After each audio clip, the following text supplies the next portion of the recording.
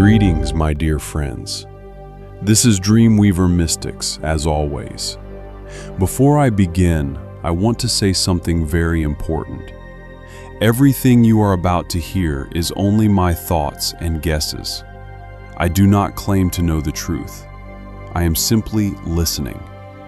Listening to the silence. Listening to the rhythm. Listening to you. Recently, someone left a comment under one of my videos. An ordinary comment. But there was something unusual in it. Something that made me stop and read it again. And again. Here's what this person wrote. Good video. Music is a balm. It keeps the universe. In fact, after the Big Bang, there was silence that created matter that came into existence. Heartbeat has a rhythm, but we can't hear it all due to our pure audibility. Human being is not infinite reality. Everything is connected, our brain cells and nervous system. But we need language to interpret arts and science. Good, knowledge imparted. Today I want to respond to this comment. Not just respond, expand it into a full reflection.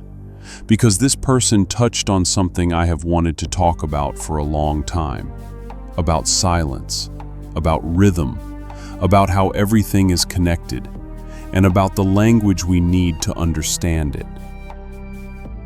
After the Big Bang, there was silence that created matter. Most of us imagine the Big Bang as a roar, as an explosion of a supernova, only billions of times louder. As a sound that would burst our eardrums if we could hear it. But what if it was actually silent? What if the great silence preceded everything? What if from absolute silence, the first vibration was born, and from vibration, matter? In Hinduism, there is the concept of Nada Brahman, God as sound, the universe as vibration. Om is not just a mantra. Om is the primordial sound, the vibration from which everything came into existence.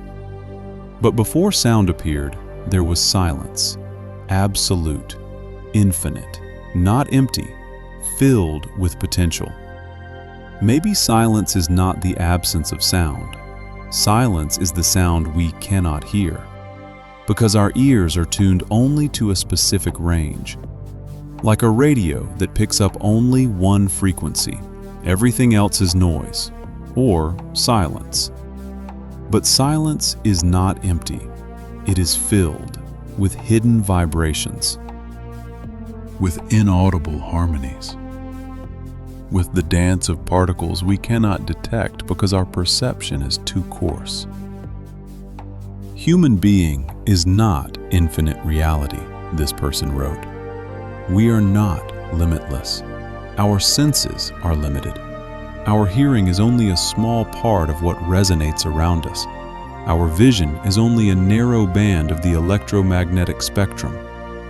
We live in a world that is far larger than we can perceive. But we can guess, suppose, feel, and sometimes, in rare moments, when we listen to music, when we look at the stars, when we close our eyes and just breathe, we touch that silence. We hear what we cannot hear. We feel what we cannot measure. Heartbeat has a rhythm, but we can't hear it, all due to our pure audibility.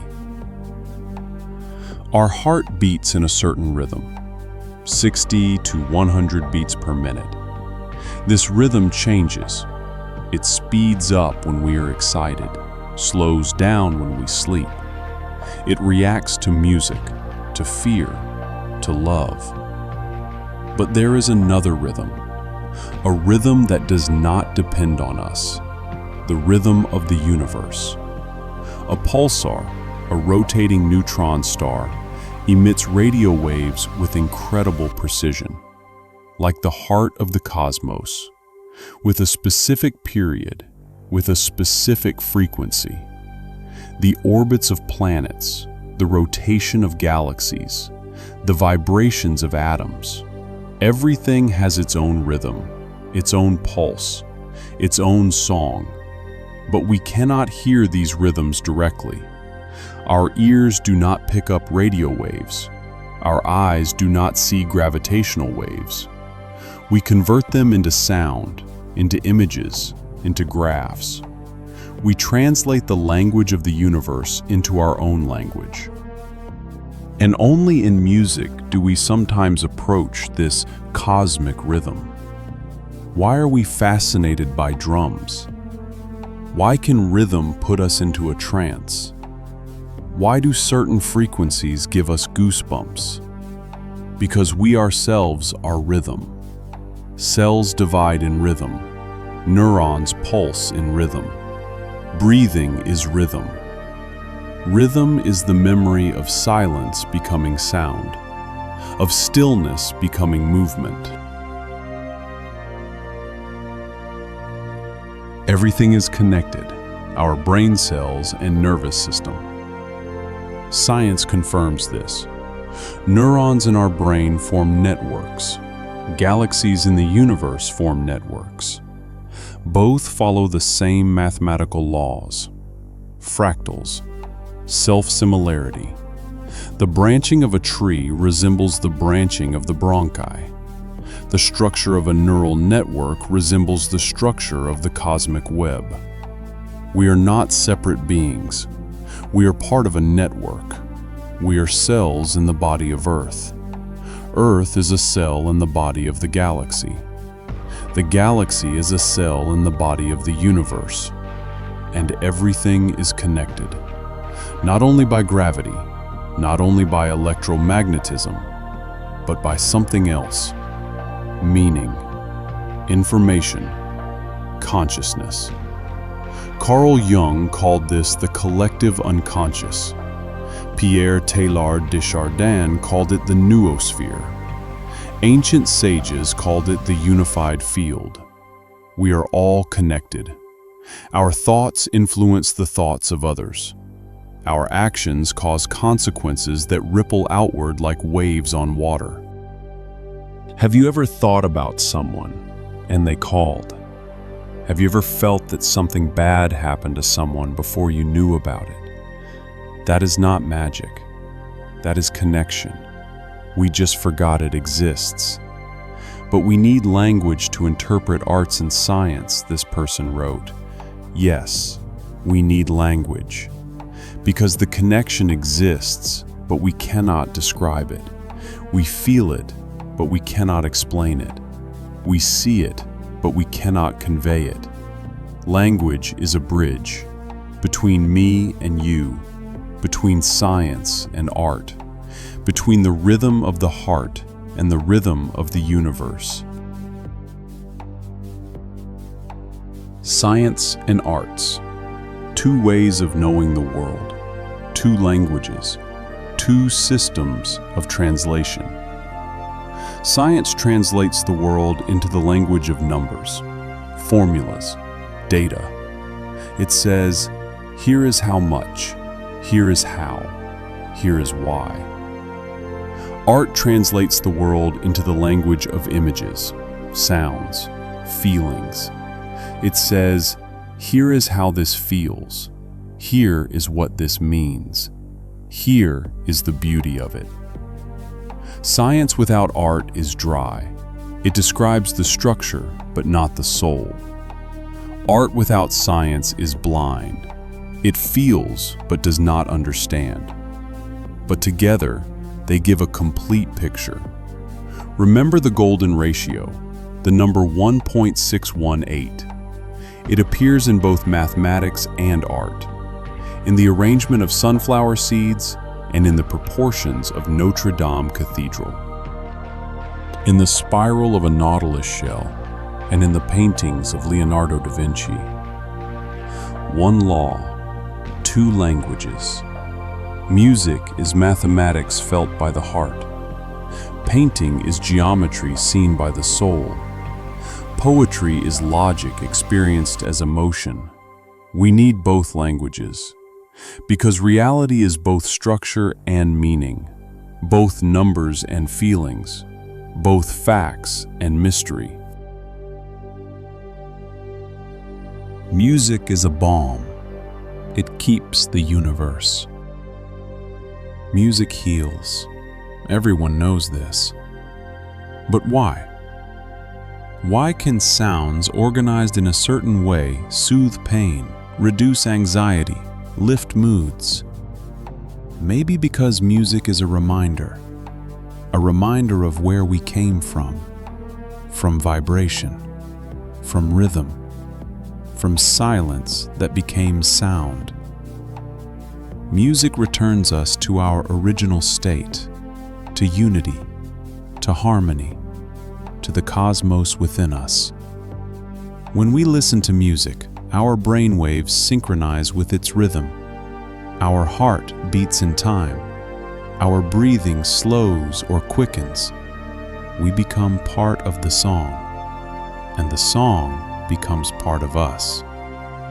Plato said that music is a gift from the gods, that it harmonizes the soul, that it heals disharmony. What if music is not just a gift? What if music is memory? Memory of the silence before the explosion. Memory of the first sound that created matter. Memory of the rhythm that never stops. Pythagoras and his followers believed in the music of the spheres. They believed that the planets and stars, moving in their orbits, emit sounds, inaudible to the human ear, but harmonious, mathematically perfect. Kepler, the great astronomer, tried to calculate these sounds. He matched planetary orbits with musical intervals. He searched for the score of the universe. Modern science has found gravitational waves. They oscillate at frequencies we can convert into sound. We can hear black holes colliding. We can hear the pulse of pulsars. The universe sounds, just not for our ears. But maybe we can learn to hear differently? Not with our ears, with our hearts, our souls, our intuition. Maybe meditation is a way to tune into this cosmic frequency, to turn off the noise, remove the interference, and hear the silence in which the music is hidden. We need language to interpret. Yes, without language we cannot convey what we feel, cannot share what we understand, cannot connect science and art. Language is not only words. Language is music, painting, mathematics, dance. Each language opens a different aspect of reality. Words describe, notes sing, colors show, numbers measure.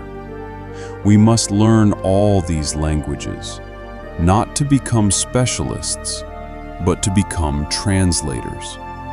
To translate the mystery of the universe into a language others can understand.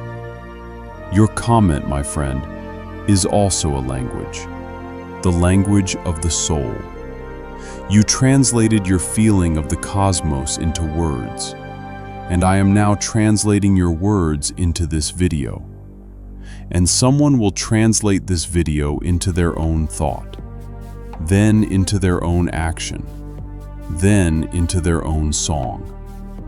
That is how connection works. That is how language works. That is how the universe works. I want to thank the person who left this comment. You did not introduce yourself. You did not leave a link to your channel. You simply shared what you feel. And your words became a signal for me, a reminder, an inspiration. I promise to return to this topic. I will make a separate video about the music of the spheres, about the silence of the Big Bang, about the language that connects science and art. For now, Listen to the silence. It speaks louder than it seems. And that is all for today. This was Dreamweaver Mystics. Do not forget to subscribe to the channel if you have not already, and hit the notification bell so you do not miss new videos. And write in the comments, what is music to you? A balm? A language? A memory of the cosmos? I read everything. And remember, even in the deepest silence, a rhythm sounds. Just learn to hear it. Until next time.